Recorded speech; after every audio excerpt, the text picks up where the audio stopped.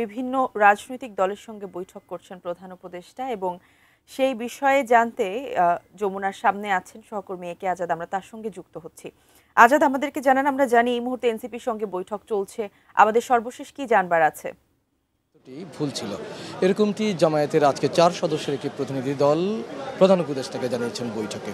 একটু জানাতে চাই যে বিকেল 4:15টার দিকে জামায়াতের secretary general doctor Syed Abdullah Mohammad Taher, secretary general অধ্যাপক মিয়া গোলাম পারওয়ার, জামাতের নায়েবে আমির ডাক্তার সৈয়দ আবদুল্লাহ মোহাম্মদ তাহের, জামায়াত নেতা হামিদুর রহমান আজাদ এবং জামায়াতের আরেকজন নেতা মাওলানা রফিকুল ইসলাম সহ 4 সদস্যের এই প্রতিনিধি দলটি 4:15টায় প্রধান উপদেষ্টার বাসভবন যমুনায় প্রবেশ করেন।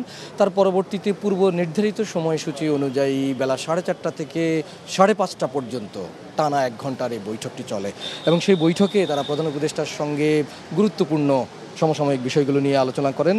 আপনাকে একে একে আমি পয়েন্টগুলো বলছি। তারা জানিয়েছেন যে লন্ডনে গিয়ে নির্বাচন নিয়ে একটি দলের সঙ্গে দলের গুরুত্ব দেওয়া হয়েছে, এতে সরকারের নিরপেক্ষতা ক্ষুণ্ণ হয়েছে এরকমটি বলেছেন এবং ফেব্রুয়ারিতে নির্বাচন নিয়ে জামায়াতের কোনো আপত্তি নেই, তবে জুলাই সনদের আইনি ভিত্তি বাস্তবায়ন এই বিষয়গুলো ছাড়া যে নির্বাচনের রোডম্যাপ বা নির্বাচনের যে বিষয়টি এরই মধ্যে ট্রেন ছেড়ে দেওয়া হয়েছে, এরকম একটি সিদ্ধান্তটি নিয়ে একটা ভুল হয়েছে। আপনার প্রিয় কাপড়ের যত্নে এলো এনজাইম সমৃদ্ধ Arik silver wash detergent powder 500 গ্রাম মাত্র 70 টাকা। প্রিমার্ক। সবশেষ তারা এরকমটি বলেছেন যে 31টি দল পিআর পদ্ধতি চায়, অর্থাৎ মেজরিটি দল এটি চাচ্ছে, এটি নিয়ে আলোচনা হওয়া দরকার। এই পিআর পদ্ধতি বাস্তবায়ন হলে কেন্দ্র দখল কিংবা কালো টাকার ছড়াছড়ি অথবা কোনো একটি ভোট ডাকাতি হবে না বলে জানিয়েছেন তারা, এবং কোনো একটি দলের চাপে নির্বাচন করা ঠিক হবে না।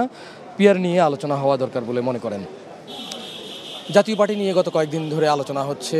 জাতীয় পার্টি ফ্যাসিবাদী দল আওয়ামী লীগ সরকারের সহযোগী হিসেবে আওয়ামী লীগের বিরুদ্ধে যে ধরনের ব্যবস্থা নেওয়া হয়েছে, জাতীয় পার্টির বিরুদ্ধেও সে ধরনের ব্যবস্থা নেওয়া উচিত বলে মনে করে জামায়াত, এটি প্রধান উপদেষ্টাকে তারা জানিয়েছেন। সবশেষ গণমাধ্যমের কাছে বলেছে নির্বাচন নিয়ে কোনো ধরনের নীল নকশা বাস্তবায়ন করতে দেয়া হবে না এবং অন্তর্বর্তী সরকারকে নিশ্চিত করতে হবে অবাধ এবং সুষ্ঠু নিরপেক্ষ নির্বাচন। আর এই কারণে প্রশাসনে কিংবা সরকারের যে গুরুত্বপূর্ণ জায়গাগুলো রয়েছে সেই জায়গায় নিরপেক্ষ লোকদেরকে বসানোর আহ্বান জানিয়েছেন।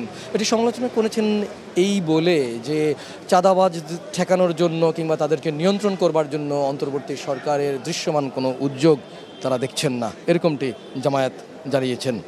জামায়াতের প্রতিনিধি দলটি তারা বলেছেন জুলাই সনদ যে আইনি ভিত্তি এবং বাস্তবায়ন এটি তারা চান এবং এই বিষয়টিতে দু একটি দল এই বাস্তবায়নে বাধা দিচ্ছে। বেশিরভাগ দলই জুলাই সনদ যে বাস্তবায়ন এবং এটিকে আইনি ভিত্তি দেওয়ার জন্য ঐকমত্যে পৌঁছেছে, এটি তারা জানিয়েছেন এবং জুলাই সনদের ভিত্তিতেই নির্বাচন চায় জামায়াত, এরকমটি বলেছেন। এখনকার মতো এই ছিল আমার কাছে সবশেষ।